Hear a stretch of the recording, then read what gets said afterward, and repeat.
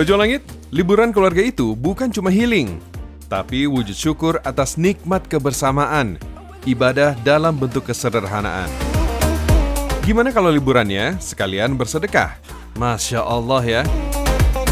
Di Lembang, Jawa Barat, saya singgah ke tempat wisata yang gak biasa.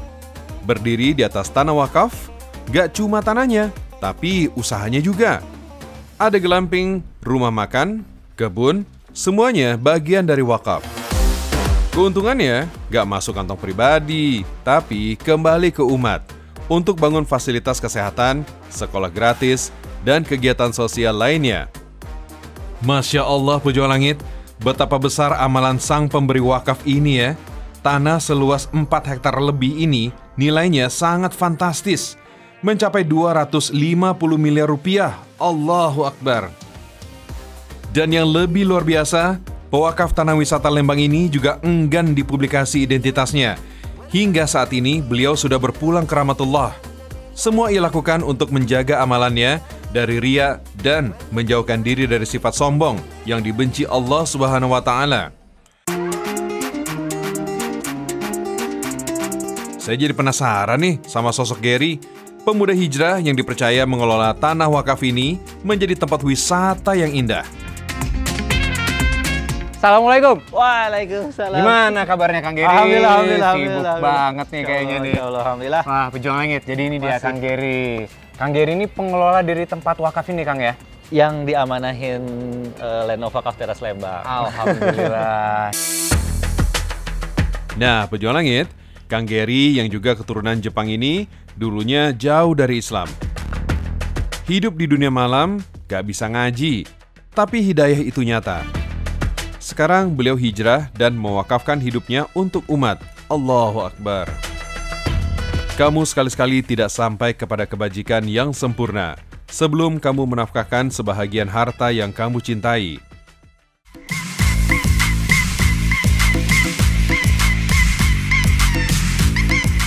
%90% untuk mauquf alaih. Ada yang ke rumah sakit bersalin cuma-cuma.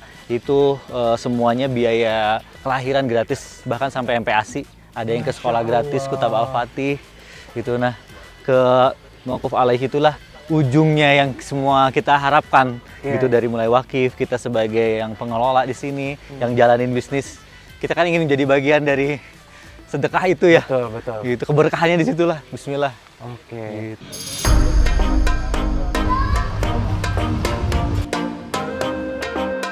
Kalau lewat-lewat sini suka mampir ke sini, karena suasananya enakan, ada kebun anggrek, bisa lihat-lihat. Iya sih, Masya Allah, di sini kan adem dan gitu pemandangannya. Iya, pemandangannya bagus. Lembahnya juga bagus banget. Iya. Nah, tadi Bu siapa namanya Bu? Bu Lisa. Bu Lisa, Iya. saya Anov. Bu Lisa tahu nggak sih kalau makan di sini itu orang yang berkunjung tanpa disadari itu mereka bersedekah juga kalau makan di sini. Tahu nggak sebelumnya? Sebelumnya nggak tahu saya.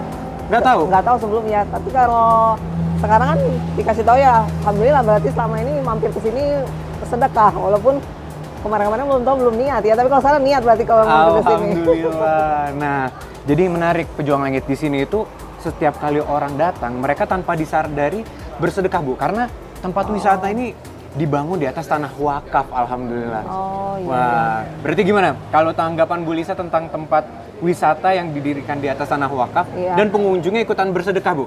Luar biasa ya. Berarti nanti saya jadi destinasinya tetap nih ke sini. Maksudnya jadi lebih semangat buat mampir kalau sekalian sedekah kan ya. Sembari beramal soleh Bu ya? Ya, beramal soleh, makan tapi dapat pahala juga berarti ya. Mengalir terus pahalanya ya. Apalagi bawa keluarga, pahalanya berlipat-lipat Ya, ganda Bu ya? betul. Nah, Pejuang Langit, momen liburan itu penuh kebahagiaan, tapi juga perlu kehati-hatian. Cuaca nggak nentu, jalanan padat. Maka sebagai hamba, wajib siapin diri dan doa, biar liburannya bukan cuma seru, tapi juga dapat perlindungan dari Yang Maha Menjaga, Allah Azza wa Jalla. Nah, selain keluarga Bu Lisa, saya juga bertemu dengan sosok pejuang keluarga, Pak Asep, seorang petani yang alhamdulillah berhasil ngajak keluarganya untuk liburan setelah menabung dan jalur langit doanya. Masya Allah. Assalamualaikum Pak. Waalaikumsalam warahmatullahi wabarakatuh. Izin Pak, ganggu waktunya. Mangga. Nih lagi libur keluarga nih ya? Iya, nih Masya lagi libur Allah. aja. Bawa anak, bawa istri juga. Alhamdulillah seru banget nih. Dari tadi ini menunya juga banyak nih yang dipesan. Ini memang rencanain datang sini atau gimana? Alhamdulillah, rencana ya udah, mungkin udah doanya kami semua pengen ke sini, ke kuliner Rumah Jenderal. Oke. Rezekinya langsung kita ke sini datang. Oh memang udah direncanain juga? Udah sebelumnya? direncanain. Ini ya. anak saya. Pejuang Langit bisa ngajak makan dan pelesiran ke tempat wisata bersama keluarga merupakan hal yang langka untuk Pak Asep. Karena untuk bisa datang liburan seperti ini, ia perlu perjuangan, doa, dan kerja keras ngumpulin uang. Tapi itu semua demi bahagiain keluarga. Makanya, kata guru saya, wisata itu perlu karena bagian dari ibadah. Seperti yang dikatakan sahabat Nabi SAW bernama Abu Darda. Sesungguhnya aku menghibur diriku dengan hiburan yang mubah, agar aku lebih kuat melakukan kebaikan. Masya Allah. Pejuang Langit, tanpa disadari Pak Asep sudah bersedekah untuk keluarganya dan juga bersedekah untuk umat karena membayar makan ataupun fasilitas di Teras Lembang, Land of Wakaf ini. Masya Allah. Nah, ini sudah ada nih. Udah azan, alhamdulillah. Iya. Habis ini kita sholat bareng kali Pak ya di masjid. Silakan Mas. Oh, Mas. Oke. Nah, Masya Allah Pejuang Langit. Yang namanya liburan di sini, terlepas kita bisa ngabisin waktu bersama keluarga, makan, dan berlibur, Iya. di samping itu kita juga bisa mendekatkan diri kita kepada Allah Subhanahu wa Ta'ala. Pejuang Langit, tempat wisata ini bikin hati makin dekat sama Allah Subhanahu wa Ta'ala. Meski lagi liburan dan senang-senang sama keluarga, sholat tetap jalan terus. Karena di sini ada masjid yang megah banget. Dan tahu nggak Pejuang Langit? Masjid ini dibangun dari hasil keuntungan seluruh usaha di wahana wisata ini loh. Masya Allah. Allahu Akbar. Pejuang Langit, ada satu tempat yang bikin saya kagum. Di sini ada replika Ka'bah.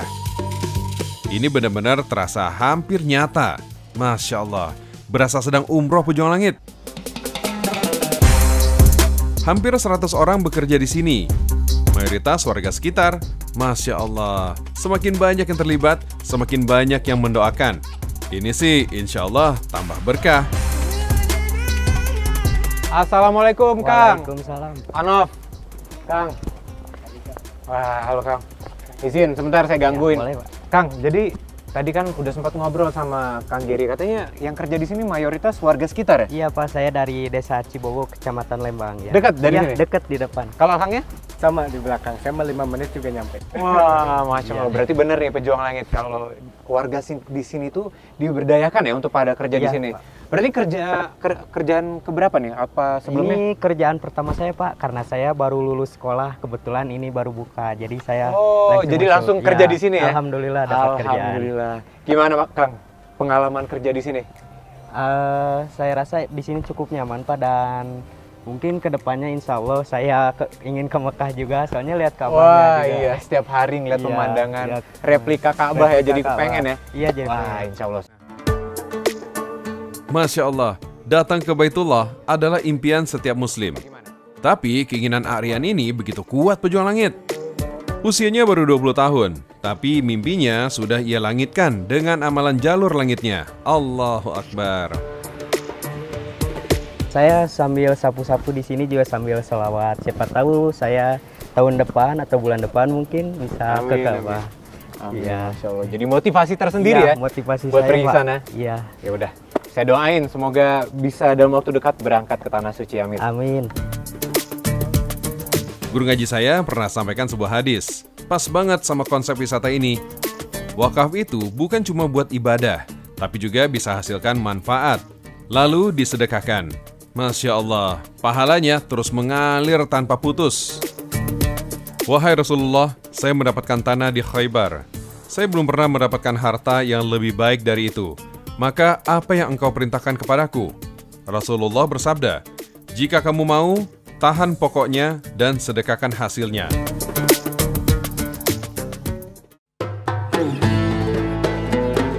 Selain bidang pariwisata, kisah amalan wakaf yang luar biasa juga ada di sosok pasangan suami istri, Dani dan Vini. Pasangan sejoli asal Bandung, Jawa Barat ini mewakafkan salah satu usaha kulinernya untuk kepentingan agama Allah. Allahu Akbar.